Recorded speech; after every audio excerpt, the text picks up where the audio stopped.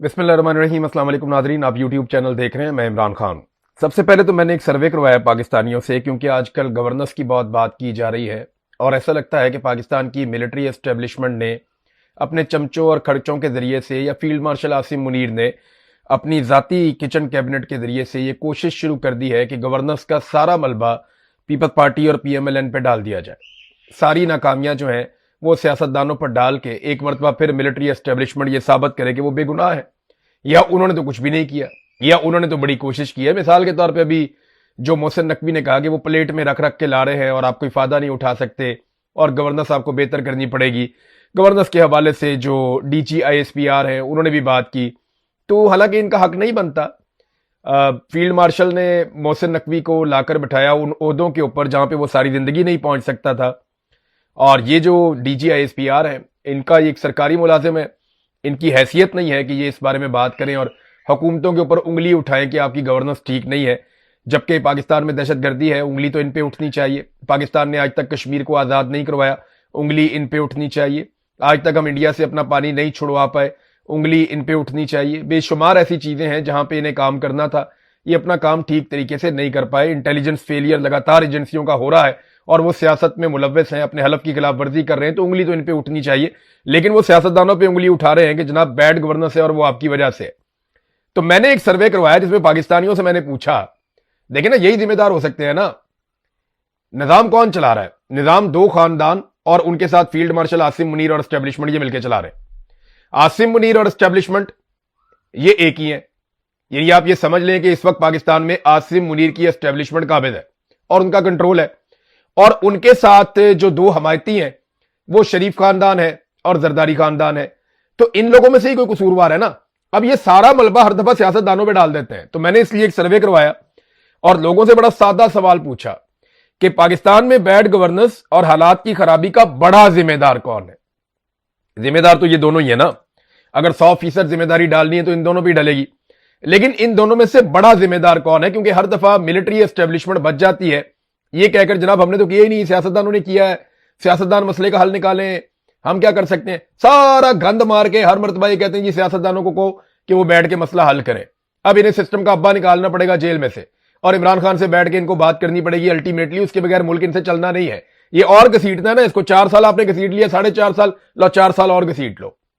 And में आपको जाना पड़ेगा अडयाला जेल, वहां जाके आपको माफी मांगनी पड़ेगी। और अगर याद रखना इमरान खान को कुछ हो गया तो ये मैं आपको गारंटी करके बता रहा हूं कि बाकी जिंदगी ये कौम आपसे बदला लेती रहेगी।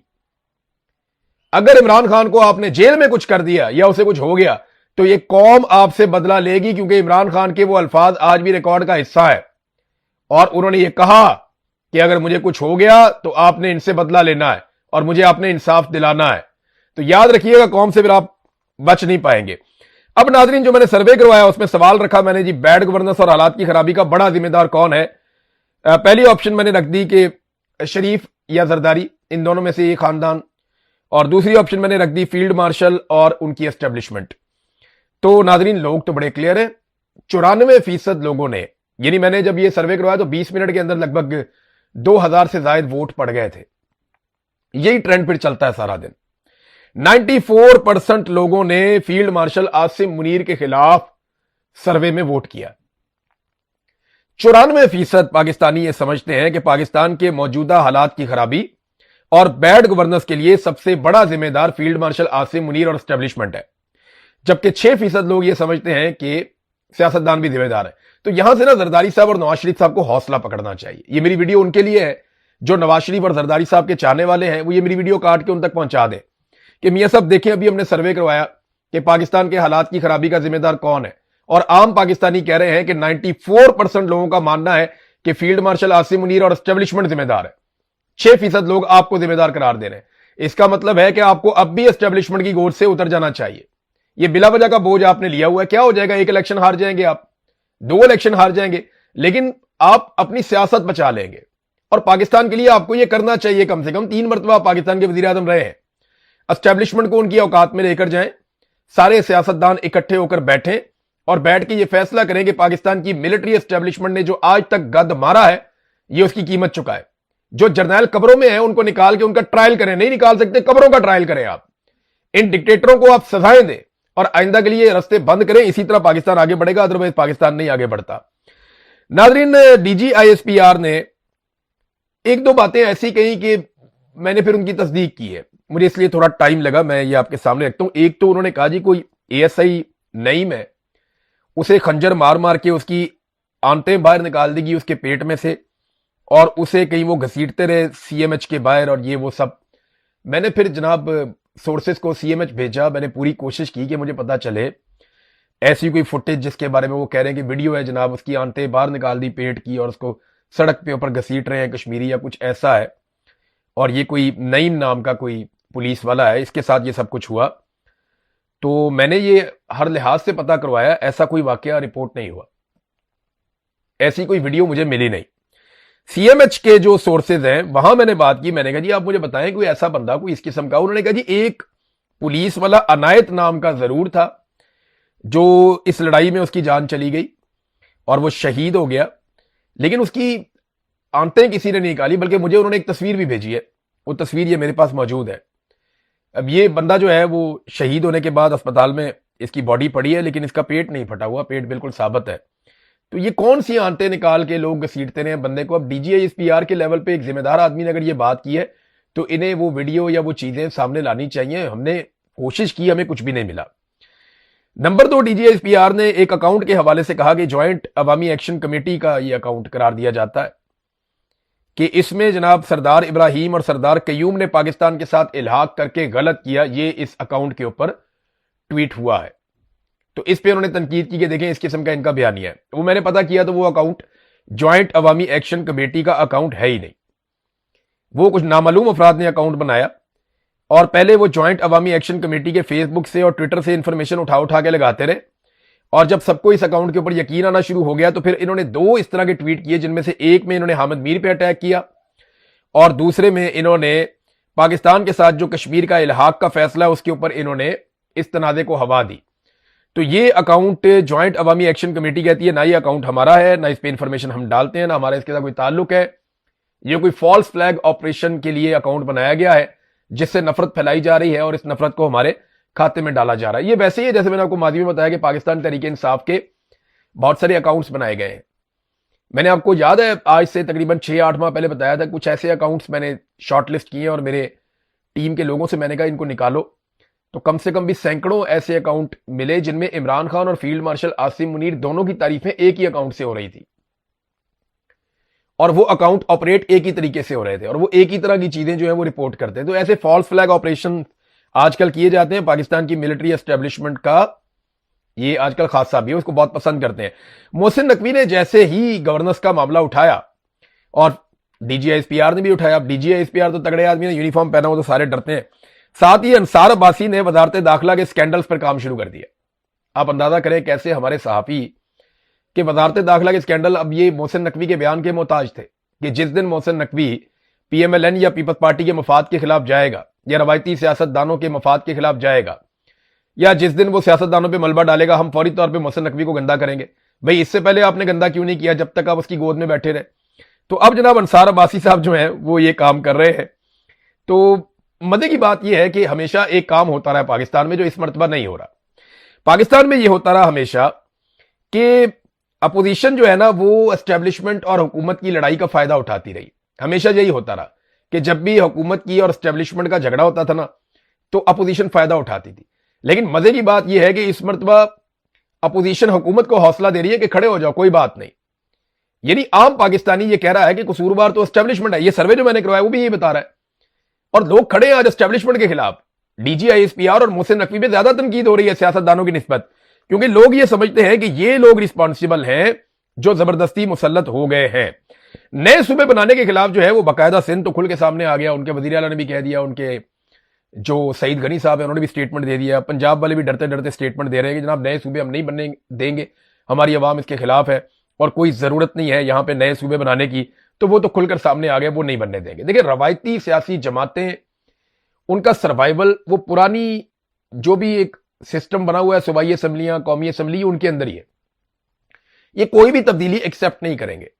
انتظامی یونٹس میں آپ کو یہ کہہ رہا ہوں کہ محسن نقوی کا عاصم منیر کا میں بدترین مخالف ہو سکتا ہوں, لیکن اگر کوئی نئے اور چھوٹے انتظامی یونٹس بنے اور اس بنیاد پہ بنے کہ بہتر گورننس ہو تو یہ بڑی اچھی بات ہے، لیکن ان دونوں کا حق نہیں بنتا اس پہ بات کرنے کا، نہ محسن نقوی کا بنتا ہے نہ عاصم منیر کا بنتا ہے، اور D G I S P R کا تو بالکل ہی نہیں بنتا، یہ ان کا کام ہی نہیں ہے۔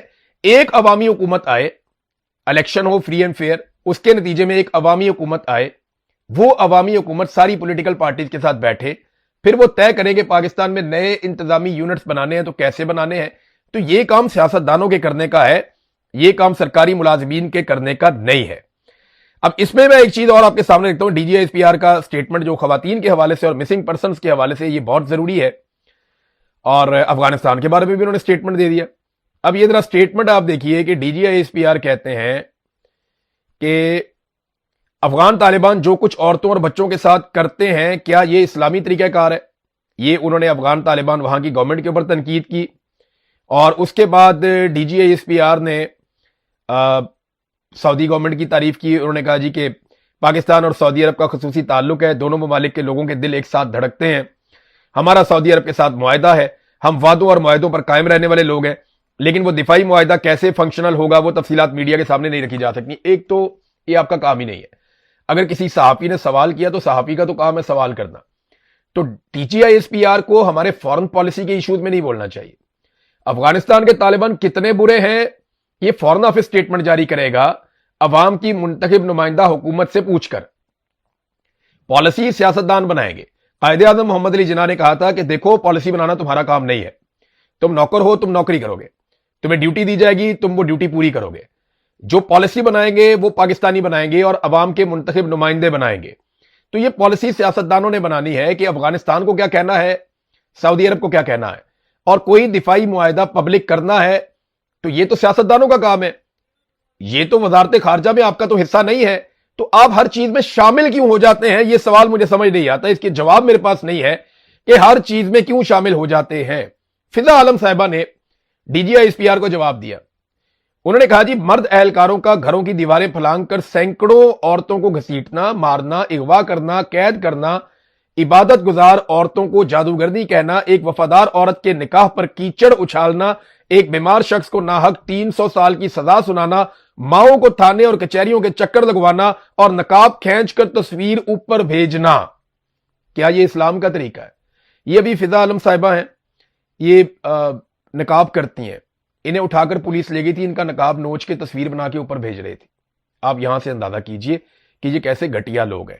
اور D G I S P R کو افغانستان کی عورتوں کی فکر ہے، پاکستان کی خواتین کی فکر نہیں ہے۔ سعودی عرب کے ساتھ دفاعی معاہدہ ہم پبلک نہیں کریں گے، بھئی آپ کا اس معاہدے سے تعلق ہی کوئی نہیں ہے، آپ کو تو صرف بتایا جائے گا کہ آپ نے اتنے بندے بھیجنے اس معاہدے کے تحت، اور جو ضروری ہوگا اتنی انفارمیشن آپ کو دی جائے گی۔ اس کو پبلک کرنا ہے یا نہیں کرنا یہ پولیٹیکل گورنمنٹ کی ذمہ داری ہے، وہ اس کے اوپر فیصلہ کریں گے۔ تو ہر فیصلہ جب آپ کرتے ہیں تو اس کی ذمہ داری بھی آپ پہ آتی ہے۔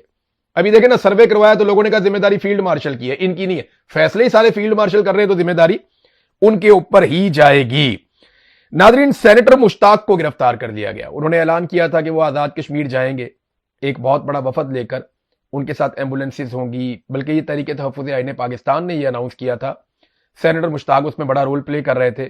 ایک دن پہلے انہوں نے اسلام آباد میں بہت بڑا مظاہرہ کیا، کشمیریوں کے حق کے اندر وہ نکلے، بڑے پیمانے پہ لوگوں نے ان کا ساتھ دیا، صحافی بھی وہاں پہ موجود تھے۔ ہمارے ایک جرنلسٹ ہیں اکرام راجہ صاحب، انہیں بھی گرفتار کر لیا گیا۔ رضی طاہر صاحب جو ابھی حال ہی میں چھوٹ کر آئے تھے، انہوں نے کوریج کی تھی اس مظاہرے کی، ان کو بھی گرفتار کر لیا گیا، ان کے دفتر میں چھاپا مار کے، اور صحافی بھی اٹھا لیے۔ تو 10 کے قریب بندے اور پکڑ لیا انہوں نے۔ کیوں؟ کیونکہ یہ انسانی سامان ہمدردی کا، دیکھیں یہی آدمی جب امدادی سامان لے کر فلسطین جا رہا تھا تو اسرائیلیوں نے گرفتار کر لیا، آج یہی آدمی امدادی سامان لے کر کشمیر جا رہا ہے تو پاکستانی فورسز نے گرفتار کر لیا۔ آپ دیکھ رہے ہیں کیا ہماری فورسز میں اور اسرائیلی فورسز میں پھر کوئی فرق رہ جاتا ہے؟ میں صرف سوال اٹھا رہا ہوں، میں کوئی فتویٰ نہیں دے رہا، میں کوئی غداری کا فتویٰ نہیں دے رہا، میں کوئی بغاوت کا فتویٰ نہیں دے رہا، لیکن میں سادی بات کر رہا ہوں کہ یہی سینیٹر مشتاق امدادی سامان لے کر جاتا ہے فلسطین میں تو اسرائیلی پکڑ لیتے ہیں، یہی سینیٹر مشتاق جو ہے امدادی سامان لے کر جاتا ہے کشمیر میں تو اسے پاکستانی فورسز پکڑ لیتی ہیں۔ ہم اس کا کیا مطلب لیں؟ اب پیر والے دن ڈاکٹر جائیں گے، پیرامیڈیکل سٹاف جائے گا، کھانے پینے کا سامان جائے گا، مرم پٹی کا سامان جائے گا، اور بہت سارے والنٹیئرز جائیں گے، تو دیکھنا ہے کہ انہیں روکا جاتا ہے یا کیا کیا جاتا ہے۔ کیونکہ دیکھیں نا، ڈی جی صاحب کل رول آف لا کی بات کر رہے تھے، انسانی حقوق کی بات کر رہے تھے، انسانیت کی بات کر رہے تھے، تو ہمارا یہ سوال تو کرنا بنتا ہے کہ انسانی امداد کشمیر میں جانی چاہیے، या नहीं जानी चाहिए, उसके बारे में उनकी क्या राय है। नाज़रीन, नून league, peoples party, Fazlur Rahman साहब, MQM, ये सारे एक दूसरे को जाली नशस्तों के ताने दे रहे हैं, क्योंकि इन सबके पास जो सीटें हैं वो पाकिस्तान तहरीक इंसाफ की हैं। आप देखें ना, तकरीबन तहरीक इंसाफ की 100 सीटें छीनी गई थी, तो वो 100 सीटें जो बांटी गई हैं वो इन्हीं पॉलिटिकल पार्टी में बांटी गई ना। सबसे बड़ा हिस्सा मिलता है पहले सबसे PMLN को, फिर मिलता है दूसरा हिस्सा मिला पीपल्स पार्टी को, तीसरा हिस्सा मिला MQM को, फिर एक हिस्सा जो है वो दिया गया फजलुर रहमान को। अब ये सारी पॉलिटिकल पार्टी एक दूसरे को ताने दे रही है और इनमें से कोई भी ये कहने को तैयार नहीं है कि मेरा मैंडेट असली है। ये पता है एक दूसरे को जवाब कैसे दे रहे हैं, अच्छा जी अगर मेरी सीट जाली है तो तुम्हारी भी तो जाली है। वो कहते जी अगर हम जाली सीटों पे बैठे हो तो तुम भी तो जाली सीटों पे बैठे हो। यानी इनमें से किसी एक में ऐसी इखलाकी जरूरत नहीं है जो खड़ा होकर सीने पे हाथ रख के सीना ठोक कर ये कह दे कि मेरी सीट असली है और तेरी सीट जाली है। ये सारे के सारे जालसाजी के साथ आए। और मजे की बात ये है कि ये सारे एक दूसरे के कपड़े उतार रहे हैं चौक में, ये सारे एक दूसरे को कह रहे हैं तेरी सीट भी जाली है, तेरी सीट भी जाली है, तेरी सीट भी जाली है। और DGI SPR बजीदा नहीं, इलेक्शन तो ठीक हुआ था, और बजीदा नहीं, हमारा सियासत में कोई किरदार नहीं है। ये सारी सियासी जमातें कह रही है कि बूट पॉलिश करके फील्ड मार्शल आसिम मुनीर के तुम सारे इक्तदार में आओ। आज गवाही दे रहे हैं, आज पीपल्स पार्टी भी गवाही दे रही है, PMLN भी गवाही दे रही है, MQM भी गवाही दे रही है, ANP भी गवाही दे रही है, जमात इस्लामी भी गवाही दे रही है, फजलुर रहमान भी गवाही दे रहे हैं, बाकी छोटी मोटी पॉलिटिकल पार्टी सब ये कह रहे हैं कि जनाब आपको फील्ड मार्शल ने फॉर्म 47 दिया। आज सारी जमातें कह रही हैं कि फौज सियासत में बदतरीन मुदाखलत कर रही है, जबकि फील्ड मार्शल और उनके साथी या DGI SPR ये बजिद है कि जनाब हमारा सियासत में कोई किरदार नहीं है, इलेक्शन ठीक हुआ। तो जो इलेक्शन लड़े और जिनको सीटें दी वो खुद गवाही दे रहे हैं कि जनाब हमें ये सीटें ठीक तरीके से नहीं दी गई। जुल्म और ज्यादती के इंतहा में आपको बताता हूं नाज़रीन, पिछले 15 दिनों का एक चार्ट जारी किया डॉक्टर फरूख सलीम साहब ने। ये बहुत सीनियर तज्जियाकार हैं, बड़े अच्छे एक्सपर्ट हैं, डाटा पे बहुत अच्छा काम करते हैं। तो डॉक्टर फरूख सलीम साहब ने एक डाटा जारी किया कि 15 दिनों में पूरे खित्ते में जो डीजल की कीमत है उसमें कितना फर्क आया। पाकिस्तान का लिखते हुए बताते हैं, पाकिस्तान में डीजल की कीमत में 15 दिनों में जो इजाफा हुआ वो 20.8%, लगभग 21% है।